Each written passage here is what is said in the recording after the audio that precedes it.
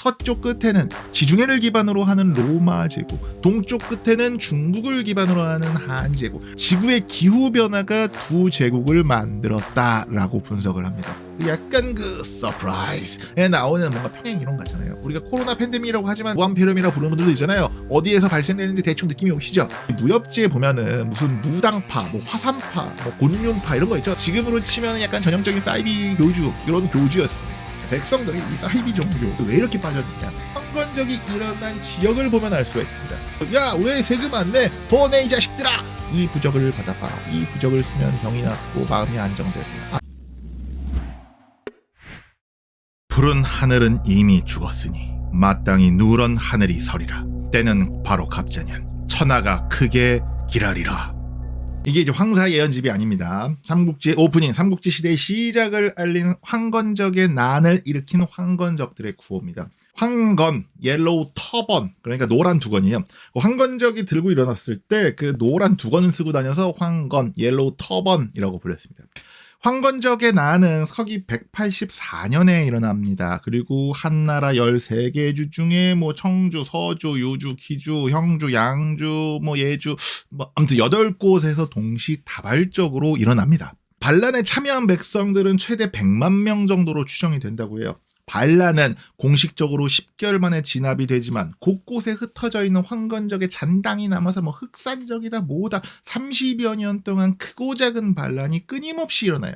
황건적의 난 이후에 중국은요 혼란기로 들어서고요. 삼국지 시대가 끝나고 위초고 삼국이 통일된 이후에도 혼란이 계속됩니다.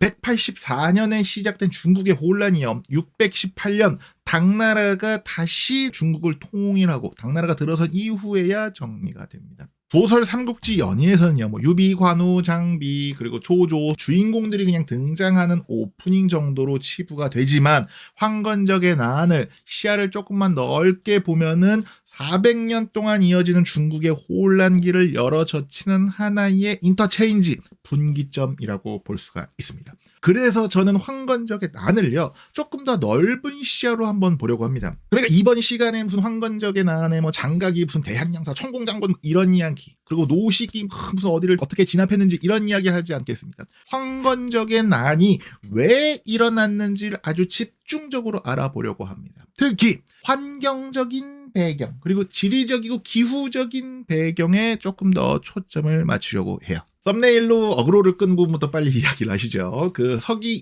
2세기 중후반 유라시아 대륙의 양쪽 끝에는 지금 보시는 것처럼요, 동양과 서양의 역사에서 가장 큰 영향을 미친 두 제국이 존재하고 있었습니다. 서쪽 끝에는 지중해를 기반으로 하는 로마 제국, 동쪽 끝에는 중국을 기반으로 하는 한 제국, 한나라가 있었습니다. 그런데 공교롭게도요, 서기 2세기 중후반에 로마 제국이랑 한나라가 거의 동시에 비슷한 전염병이 돌아요. 그걸 이제 로마 역사에서는 안토니누스 역병이라고 불립니다. 안토니누스 황제 때 퍼진 역병이 아니라요, 안토니누스 왕조 시절에 퍼진 역병이라고 그렇게 불러요. 학자들은요, 이게 이 역병이 그러니까 뭐 천연두일 수도 있고 뭐 홍역일 수도 있고 추정을 합니다. 뭐 제가 의대 나온 것도 아니고, 그리고 아직까지도 확실히 밝혀진 건 없어요. 그 당시 증세를 보고 이걸 수도 있다라고 한 거죠. 서기 165년부터 180년까지 지속된 이 역병, 한 15년 정도 지속된 이 역병 때문에 하루에 수천 명의 백성들, 적게는 막 1000명, 2000명, 그리고 뭐 많게는 뭐 5000명까지 사망을 했다고 합니다. 이 역병 때문에 철인 황제인 우리 스토아학파의 대두라고 볼 수 있는 그 마르쿠스 아우렐리우스 황제도 목숨을 잃습니다. 최전성기를 달리던 로마 제국이 안토니누스 역병을 기점으로 해서 쇠락을 하기 시작을 해요. 그런데 비슷한 현상이요, 유라시아 대륙의 반대편, 지금 우리가 얘기하고 있는 한나라에서도 일어나요. 중국 문헌에도 기록이 있어요. 161년, 162년 그 사이에 한나라의 서북부 변경에서 유목민이랑 싸우던 군대에 막 정체 모를 역병이 막 퍼졌다. 그래서 병사의 3분의 1이 다 죽어버렸다. 이런 기록이 나옵니다. 실제로 삼국지 시대를 전공한 호주 역사학자죠, 레프 데 크레스피근이 이게 레이프든지 라프든지 아무튼 이 교수님이 한나라에서 151년에서 185년 꾸준히 역병이 돌았고 이게 로마의 안토니누스 역병과 관련이 있을 수 있다 라고 지정을 합니다.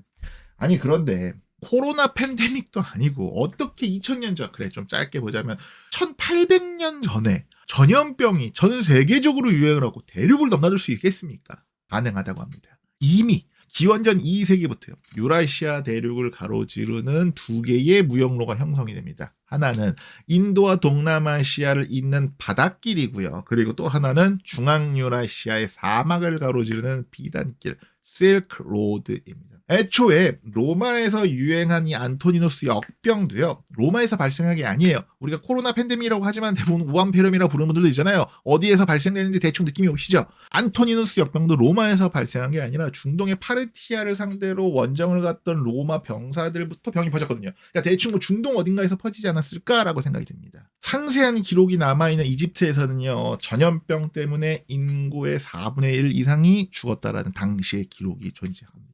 영국 출신의 역사학자 이언 모리스가 쓴 왜 서양이 지배하는가에서는요. 이 안토니누스 역병을 그냥 로마 제국에만 퍼진 역병이 아니라 국제화된 전염병의 첫 번째 사례다. 그러니까 코로나 팬데믹의 원조다라고 말을 합니다. 그리고 전염병의 전 세계적인 유행을 이 책에서는요. 9세기의 교환, 올드 월드 익스체인지라고 부릅니다. 15세기, 16세기에 콜럼버스가 아메리카 대륙 발견하고요. 구대륙인 유라시아 대륙에서 이제 신대륙, 아메리카 대륙의 홍역, 천연두, 매독 이런 전염병 등이 막 옮겨지고 막 여기저기 막 그런 일들이 있었잖아요. 그걸 이제 우리가 콜럼버스의 교환, 콜럼버스로 인해 만들어진 교환이라고 부르는데 이미 유라시아 대륙, 구대륙, 구세계에서는 서기 2세기부터 이런 전염병 등등이 교환되기 시작했다고 9세기의 교환, 올드 월드 익스체인지 또는 올드 컨티넨탈 익스체인지라는 표현을 쓴 것 같습니다.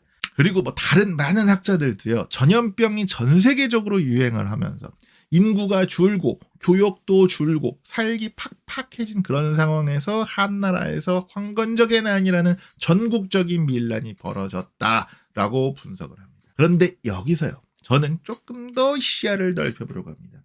삼국지 시대의 이런 혼란계는요. 이 기후가 가장 큰 영향을 미쳤다고 하네요. 다시 이제 로마 제국이랑 한나라 이야기를 좀 해보시죠. 두 나라가 비슷한 게 진짜 많아요. 그러니까 중국과 유럽의 첫 번째 통일 제국이고요. 그리고 중국과 유럽의 문화, 중국과 유럽의 문화 정체성의 뿌리이기도 해요. 실제로 지금도 유럽, 심지어 러시아까지도 자신들의 뿌리를 로마로 생각을 하고 있죠. 그리고 중국의 주류 민족은 뭔가요? 한족이잖아요. 한족이 어디서 왔죠? 이 한나라, 한제국에서 온 거 아닙니까? 그런데 참 공교롭게도요. 두 나라는 비슷한 시기에 형성이 돼요. 물론 로마는 그 기원전 754년 4월 1일인가요? 4월 21일인가요? 75342일. 기원전 그러니까 8세기에 형성이 돼요. 하지만 지중해 세계를 장악하는 그러니까 진짜 엠파이어, 제국으로 발돋움하는 시기는 기원전 2세기, 3세기부터거든요. 그러니까 기원전 3세기 로마는 이탈리아 반도를 통일을 하고요. 지중해 패권을 두고 카르타고랑 포에니 전쟁을 막 벌여요. 그리고 진짜로 로마 제국, 그 당시에는 로마 공화정이죠. 공화정 로마가 멸망할 뻔했던 정말 가장 치열하면서 위협적이었던 2차 포에니 전쟁, 그러니까 한니발 전쟁이 언제 끝나느냐? 기원전 202년에 끝납니다. 기원전 202년이 언제냐? 유라시아 대륙의 동쪽 끝에서는요, 유방이랑 항우가 중국의 패권을 두고 다투는, 그러니까는 그 장기의 기원이 되는 초안대전이 딱 기원전 202년에 끝납니다. 물론 한나라도 기원전 202년에 뚝딱 하고 생기는 게 아니에요. 중국의 혼란기, 춘추 전국 시대를 통일한 게 누구죠? 진시 황제죠. 이 진시 황제가 기원전 246년에 진나라의 왕의 자리에 오르고 기원전 221년에 중국을 그때 이제 잠깐 통일을 해요. 요 시기가 로마가 이탈리아 반도 통일하고 카르타고랑 싸우던 1차 포에니 전쟁 그 시기예요. 그러다가 기원전 202년에 유라시아 동쪽 끝에는 한나라가 중국 대륙을 통일한 거고요.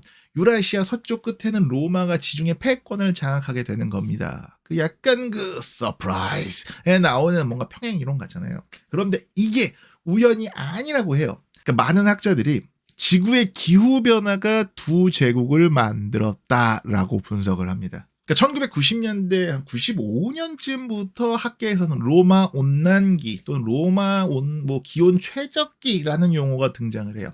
그러니까 기원전 202년부터 기원 후 202년까지 약 한 400년 정도 동안 지구의 전반적인 기온이 올라간다고요. 기온이 올라가면은 더 북쪽에서도 농사를 지을 수 있게 되고요. 그리고 같은 장소에서도 농사가 더 잘 되고 사람들도 조금 더 잘 먹고 잘 살고 오래 살 수 있게 되죠.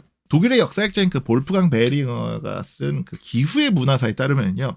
예수님이 탄생할 무렵, 그 서기 원년 무렵에 세계 인구가 3억 명 정도로 늘어났다고요. 로마 온난기에 과거 그 어느 때보다 많은 사람들이 지구상에 살게 됩니다. 3억 명. 최전성기의 로마와 한나라는 인구도 비슷해요. 그러니까 추정 인구인데 뭐 한 5천만 명에서 최대 7, 8천 명 정도, 7, 8천만 명 정도로 추정이 돼요. 2000년 전에 로마와 한나라가 이미 대한민국의 인구를 뛰어넘은 겁니다. 이렇게 사람들이 잘 살면요. 나라도 국가도 세금 수입이 늘어나면서 더 많은 군대를 조직할 수 있게 되고요. 그럼 더 많은 정복 활동을 할 수 있게 됩니다. 그렇게 유라시아 곳곳에는요. 단순히 로마랑 한나라만 잘 사는 게 아니라 그냥 이전에 보기 힘들었던 큰 나라들, 제국, 왕국들이 들어서기 시작하고요. 문화적으로도 더 풍요로운 모습을 보입니다. 흥미로운 게 로마에서 카이사르가 그 당시 카이사르가 북쪽에 있는 갈리아 원정을 떠났던 시기, 그리고 한나라에서 곽거병이 북쪽에 있는 흉노족을 정벌하러 간 원정 갔던 시기가 한 50년 정도밖에 큰 차이가 나지 않습니다. 하지만 로마와 한나라의 전성기를 이끈 이 로마 온난기, 기온 최적기가 서기 1세기, 2세기의 정점을 찍고 살살 내려오기 시작을 합니다. 겨울에 그 감기에 더 잘 걸리고요. 몸이 이렇게 으슬으슬하고 안 좋은 게요. 바이러스 활동이 늘어나고요. 그리고 우리 몸의 면역 체계가 기온이 낮아지면 약해집니다. 서기 200년부터 500년 사이에 지구의 평균 기온이 1.1도 떨어집니다. 1.1도, 약 29도에서 28도 된다고 무슨 상관이냐고요? 여러분, 코스피 1% 떨어지면은요, 시장 작살납니다. 그것처럼 평균 기온이 1도 떨어진 거는 이 전체 인류, 호모사피엔스의 삶에 굉장히 큰 영향을 미쳐요. 그래서 이 시기를요, 기후학자들이 중세 한랭기라고 부릅니다. 그러니까 중세를 불러온 한랭기라는 거죠. 그러니까 지구가 또 서늘해지면서 수증기 증발이 잘 안 돼요. 뭐, 땅에 있던 물이 올라가야지 비가 내리잖아요. 그래서 비도 별로 안 내려요. 그러니까 강수량 자체가 줄어듭니다. 자연스럽게 농사가 잘 안 되죠. 백성들의 삶도 팍팍해질 수밖에 없습니다. 그래서 후한서 같은 역사책을 바탕으로 이제 현대 학자들이 그 당시 인구를 분석했는데 삼국지 시대가 오기 전, 그러니까는 2세기 중반 인구가요 6천만 명 정도 됐다고 해요. 5,900 얼마. 그런데 100년도 채 되지 않은 위촉 오나라가 있었던 삼국의 인구를 사설을 통해 다시 분석해 보니까 위나라가 한 450만, 오나라가 250만, 총나라가 110만, 이거 다 합쳐도 1,000만 명이에요. 경기도 인구도 안 되는 거예요. 그러면 6천만에서 1,000만, 5천만이 다 어디로 증발을 하는 거냐? 이게 뭐 전염병 때문에 다 죽었냐? 전쟁 때문에 학살됐냐? 5천만 명이 말도 안 나오네. 5천만 명이 이렇게 한꺼번에 없어지기가 쉽지가 않습니다. 실제로 그런 것 때문에 죽었다기보다는 살기 팍팍해졌는데 나라에서 계속 세금 거두고 전쟁 계속 사람들 증발해 가니까 그냥 다 사람들이 산속으로 도망가면서 우리가 센서스라 그러죠. 인구 조사에 안 잡혀서 이렇게 인구가 확 줄어들게 된 겁니다. 참고로요. 이 무렵에는요, 또 화산 폭발도 있었다고 해요. 뉴질랜드에 있었던 타우포 화산지대예요. 서기 2세기 말에서 3세기 초 사이에, 그러니까 어디선가는 181년이라고 그러고 어디서는 230 몇 년이라고 하는데 요때요, 거대한 화산 폭발이 뉴질랜드에 있었대요. 그게 이제 하테페 대분출, 하테페 화산 폭발이라고 불리는데 로마랑 한나라에서도 그 여파가 기록이 될 정도로 컸어요. 그러다 보니 이 화산 폭발이 지구가 추워지는데 또 어느 정도 보탬이 된 거죠. 그러니까 한랭화가 시작됐던 200년 전후의 세계를 살펴보면요, 로마랑 한나라만 쇠퇴를 한 게 아니라 중앙아시아에 있었던 쿠시안 왕조, 쿠시안 제국도 쇠퇴를 하고요. 중동의 파르티아 멸망합니다. 그리고 인도의 사바타하나 왕조도 멸망합니다. 그리고요, 정말 신기한 거는 이 당시에 중앙아메리카에 있었던 그 마야 문명 있죠. 이 마야 문명도 오전기에서 갑자기 뭔가 문명이 뚝 끊기고 그 다음에 몇백 년 있다가 다시 문명이 들어서거든요. 단절기를 이때 겪습니다. 그만큼 전 지구적인 현상이었다. 다시 중국의 한나라로 돌아와서 한나라에서는요, 황건적이 일어나기 전부터 160년대부터 170년대 사이에 이민족의 침입, 이때 뭐 선비족이 30번을 침입했다라고 나옵니다. 그리고 대규모 가뭄, 메뚜기 피해, 이런 게 엄청 자주 기록이 돼요. 재정 지출은 늘어나고 수입은 줄어들고 있어요. 그런데 대규모 전염병, 안토니누스 역병이 막 돌아버려. 이제 그때 이제 우리가 많이 하는 말들이 있죠. 말세다. 민심이 흔들리기 딱 좋은 상황이었습니다. 그리고 이때 흔들리는 사람들의 마음을 잡아주는 게 바로 종교였습니다. 황건적의 난이 전국에서 동시다발적으로 일어날 수 있었던 거는요, 황건적이 원래요 종교 집단 집단이었기 때문이에요. 동아시아의 3대 종교로 불리는 게 뭐죠? 유교, 불교, 도교입니다. 유교는 당시에 종교라기보다는 현실적인 어떤 그 통치 사상에 이데올로기에 가까웠고요. 불교는 아직 동아시아에 유입된 지 얼마 안 됐어요. 이때만 이제 겨우 중국어, 그러니까 한자로 막 번역되기 시작해요. 당시 혼란기엔 누가? 그럼 도교가 막 판을 치기 시작하는 거예요. 보세요. 도교는요. 이미 춘추 전국 시대부터 노자, 장자 선생님이 무위자연, 무라일체 이런 사상이 바탕으로 됐죠. 그리고 이제 막 이제 시대가 흐르면서 음양오행 이런 거, 신선 사상 이런 것까지 흡수를 하면서 혼란스러워 정말 갈 곳 없는 헛나라 백성들의 마음을 누가 잡냐? 도교가 잡습니다. 황건적의 난을 일으킨 게 누구라고요? 장각이라는 사람입니다. 이 장각도요, 도교의 한 일파였던 태평도의 교주였어요, 교주. 뭐 도교의 일파라고는 하는데요. 그때 당시에 막 불로장생할 수 있을 것이다. 이 부적을 써봐요. 그러면 병이 다 치료가 될 겁니다.